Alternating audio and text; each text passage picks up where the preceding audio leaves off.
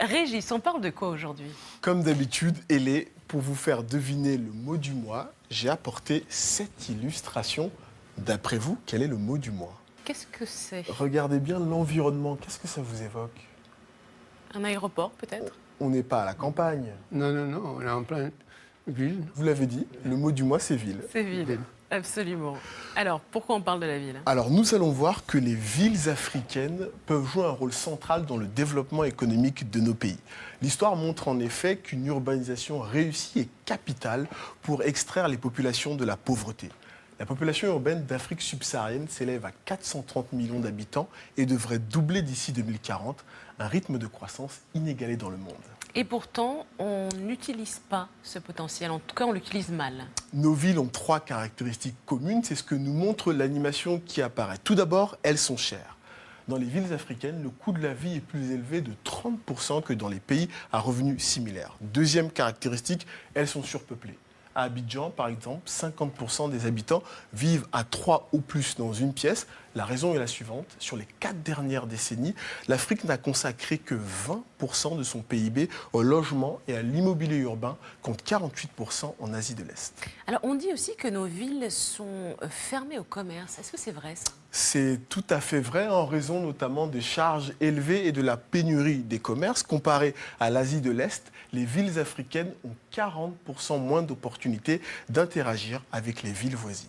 Et une des conséquences, c'est que notre urbanisation s'accompagne d'une faible création de richesse, finalement.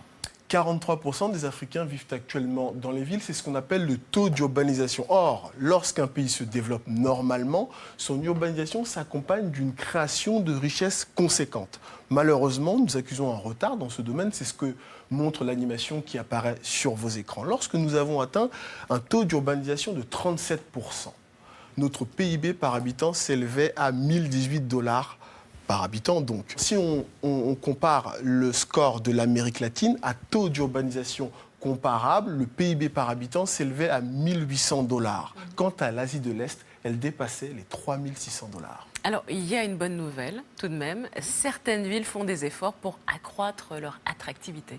Ça va intéresser nos téléspectateurs en quête d'opportunités d'emploi et d'affaires. On va s'intéresser aux résultats d'une étude menée par un grand cabinet d'audit. Il a analysé plusieurs villes en fonction du taux de croissance du PIB, de l'attractivité pour les investisseurs, du développement de la classe moyenne ou encore de la facilité de faire des affaires. Les villes d'opportunités, comme on les appelle, apparaissent sur la carte suivante. Eh bien, regardez.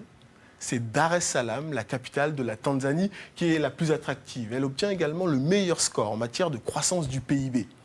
Kinshasa, en République démocratique du Congo, obtient également une très bonne note sur ce critère. Kigali, la capitale rwandaise, offre le meilleur environnement des affaires. Quant à Douala et Abidjan, elles affichent la meilleure croissance de la classe moyenne. Alors, du coup, quelles sont les stratégies des villes pour améliorer leur contribution au développement économique? Alors, tout d'abord, il faut stopper le développement anarchique. Elles sont de plus en plus nombreuses à mener des opérations de déguerpissement qui consistent à libérer les espaces publics occupés illégalement. On peut citer Bamako, Cotonou, Niamey, Yaoundé.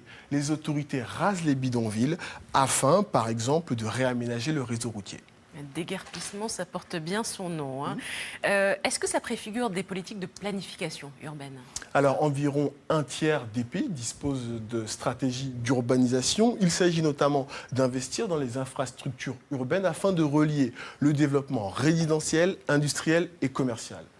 Pour réussir, il faut que nos pays remportent l'enjeu du financement, puisqu'à l'heure actuelle, 2 tiers des investissements dans les infrastructures urbaines n'ont toujours pas été réalisés. Alors une question, Monsieur Dione, est-ce qu'on assure de la même façon quelqu'un qui habite à la ville ou quelqu'un qui vit en brousse? Quelqu'un qui habite en ville, qui a un appartement ou une villa, peut venir contracter ce qu'on appelle une multirisque habitation. Non, parfois, une assurance pour son logement. Pour son logement. Mais quelqu'un qui est en brousse, je vois rarement des gens en brousse qui viennent assurer leur case. Par contre, ils vont assurer quoi? Mais, par exemple, c'est là un domaine qui n'est pas encore très bien exploré. C'est par exemple, si c'est un planteur, un paysan, il faudrait qu'on l'accompagne sur ce qu'on appelle les risques agricoles. Alors ça, c'est un domaine d'assurance qui est très technique, là aussi, mais qui n'est pas très, très exploité chez nous pour le moment. Très intéressant. Régis, ce mois-ci, une bonne nouvelle en matière de commerce intra-africain. Dans quelques mois, les biens et les personnes pourront circuler librement dans toute l'Afrique. C'est ce qu'a annoncé l'Union africaine en juin dernier. Eh bien, concrètement, qu'est-ce que ça veut dire? Un commerçant basé au Niger pourra exporter ses marchandises en Tanzanie ou en Angola sans payer de taxes douanières ou alors très peu. L'Afrique va devenir une zone de libre-échange continentale, un gigantesque marché unique de plus d'1 milliard de consommateurs. Et les avantages pour nos économies, ce serait quoi? Eh bien, le libre-échange va permettre de passer la part du commerce intra-africain de 14 à 28%, soit un gain pour nos économies de, tenez-vous bien, 35 milliards de dollars. Ça va également booster notre tissu industriel puisque les entreprises pourront accéder à un marché beaucoup plus vaste. Monsieur Dione, le commerce intra-africain, c'est un peu notre serpent de mer à nous, sur le continent. Ça y est, ça voit le jour. Ça vous inspire quoi? Non, mais je suis content que monsieur ait abordé cet aspect. C'est ça la transformation industrielle du continent. Pourquoi la Côte d'Ivoire ne transférait pas son cacao et l'exporter ou au Nigeria, en Afrique du Sud, je ne sais où, et que peut-être des Égyptiens y apportent quelque chose. Alors toute cette valeur ajoutée reste sur le continent. C'est comme ça que nous allons transformer ce continent. Donc c'est une excellente nouvelle pour nous. En fait. Excellente nouvelle. Excellente nouvelle. Mais tout cela, ça doit être étudié. Il ne faudrait pas que ça soit des feux de paille. Parce que, bon, les gens ont l'habitude de se réunir, de prendre des décisions, mais qui sont sans lendemain. Oui. Voilà. Là, vous parlez de la libre circulation un peu partout. Bon, moi, je crois qu'il faudrait qu'on rende déjà effective la libre circulation dans les zones économiques qui existent. Il faut que les gens circulent.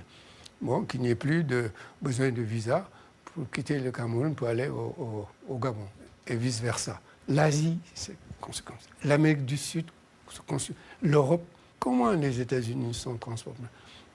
On dit que nous ferons l'économie d'une révolution industrielle parce que nous sommes des générations 2.0, 3.0, 4.0. Je dis, on n'écopera pas d'une industrialisation sur le continent. On ne peut pas entrer dans les chaînes de valeur si on ne s'est pas industrialisé quelque part. Ce n'est pas vrai. Eh bien, merci beaucoup, Régis, d'avoir lancé une discussion passionnante. Tout plaisir est pour moi. On se retrouve le mois prochain. À très bientôt.